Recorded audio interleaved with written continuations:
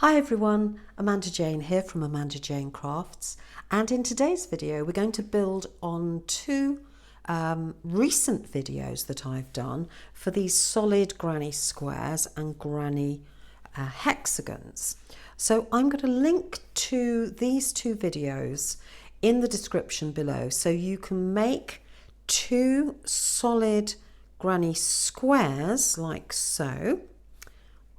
There they are, done in this pale lemon double knitting weight yarn, and two hexagons. And what we're going to do is we're going to join these together to create a small bag or purse suitable for holding a mobile phone, maybe a little coin purse, or even sunglasses. So the first thing to do is I'm going to show you the basic way we're going to join these together. So we fold our hexagons point to point in half, like so, and place them next to one another. And we're going to join them front and back down here. Now we're going to take our squares, and again we're going to fold those in half diagonally like that. And these will fit in at the bottom and also at the top here. We're going to leave one side open, and that's going to form our opening, and then at the very end you can add a small button and use this little hole here in the corner as the buttonhole.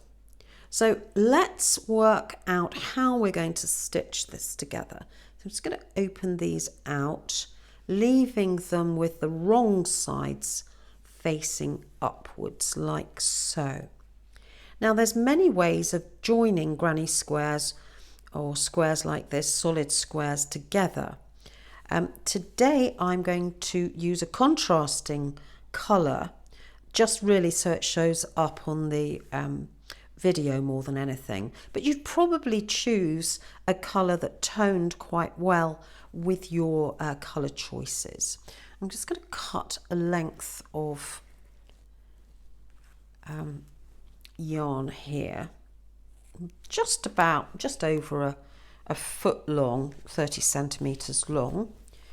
Thread it with my tapestry needle.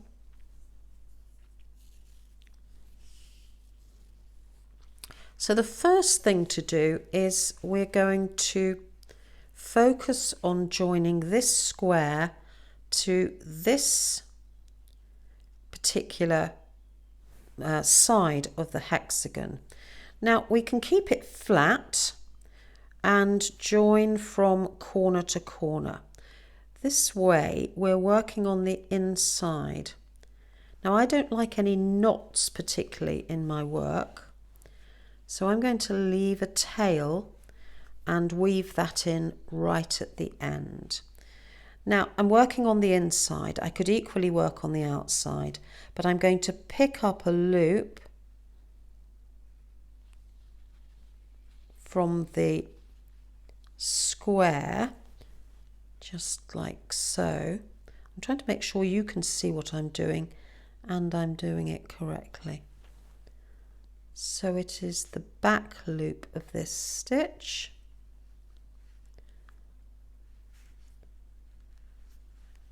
And then I want to go into the back loop of the blue. Now you can obviously pick this up in your hands. I want to show you this flat first of all. Then I'm going to pick up the next stitch and work my way backwards and forwards through these stitches.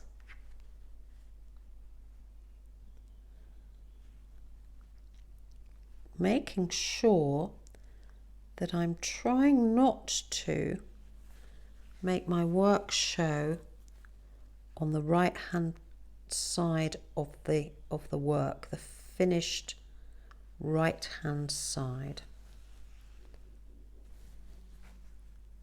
And when you've done a few, just pull it slightly and check your work on the other side. Now we have a really neat join between our two pieces of work, like so. And we'll keep doing this all the way until we get to the corner. So this is a variation on a ladder stitch.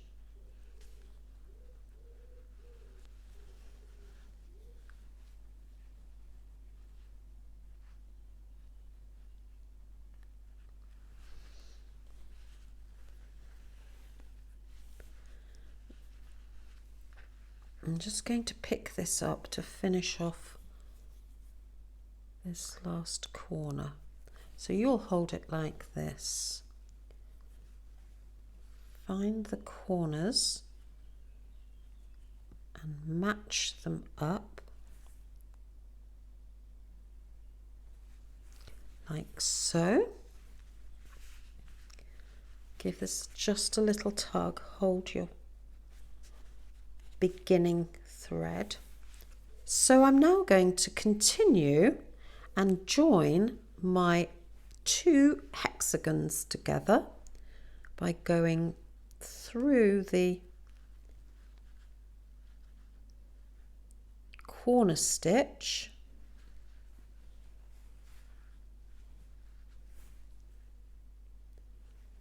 backwards and forwards, like so. Now you get the picture. I'm actually going to pick the work up and hold it like you'll hold it.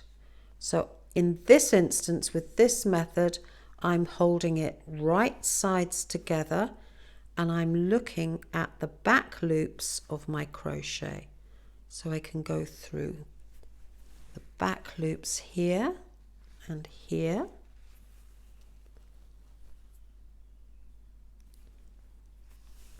Matching up the stitches until I get to the corner.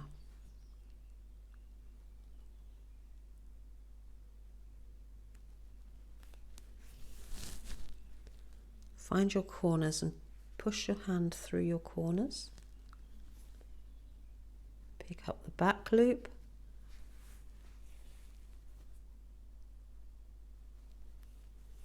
And then when you get to the corner, just pause. Give this a little tug carefully. And then turn your work over, and this is the surprise. Do your stitches show? If they show a little, give this another little ease, a little tug to tighten it all up a bit. Now, if there is one stitch that shows, you can sort that, like this one here. You can sort that out when you come back to joining that side. So you want a bit of give, but not too much give in your work. Turn it back over. Now you've got to be careful to assess where you're going to go next, because this is going to fold in, and this is going to fold in, and then this is going to sit here. So what I'm going to do now is I'm going to work up this side in the same way, because you want to reduce the number of times you've got to stop and start. So it's quite worthwhile working out the order in which you're going to do the stitching of your sides. So ladder stitching backwards and forwards.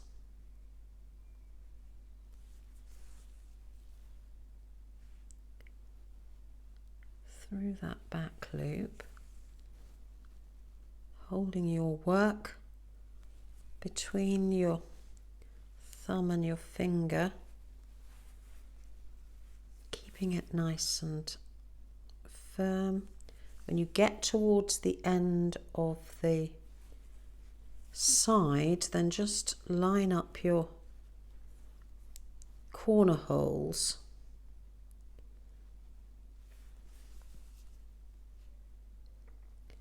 So that it works out. Right, once again, hold your work flat on the table, pull that nice and tightly, check your work on the other side, give it another tug and ease it if it needs. Now I'm not working in a, in that blue or that yellow, so actually mine's likely to show up a little bit more than yours will. I'd highly recommend that you choose one of your colours, or if you do it in a solid colour, then obviously this is much easier. Now I'm going to have to work my way down from this side.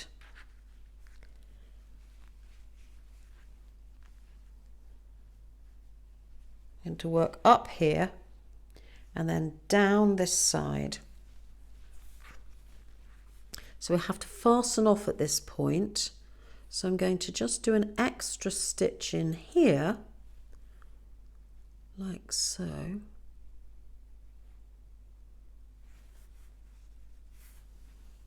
Take your time over this, because there's nothing worse than stitching it all together and then realising that you actually don't like what you've done, or it hasn't been done neatly enough for your liking. Then weave your end in really well, backwards and forwards. Now this is going to show up at the moment because I've got the contrasting thread. I'm going to weave it backwards and forwards a few times so that it doesn't work its way loose. There we go. Once more down this way. And that'll be on the inside. Trim it off. Then at the beginning, I'm leaving a tail. I'm going to do a double stitch there and pull it really quite tightly shut.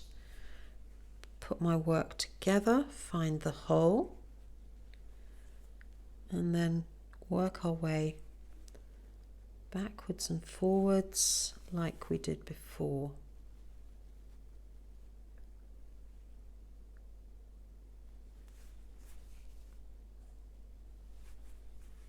Do a few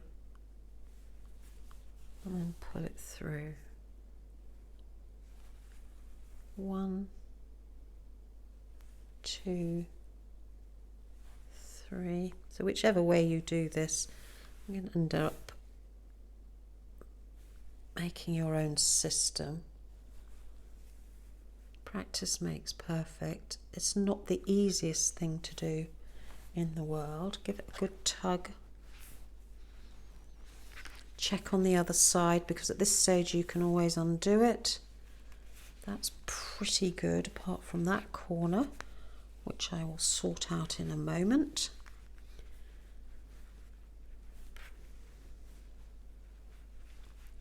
At this point we're joining 3 pieces together at this point, so I'm going to hold my work carefully, just go over that yellow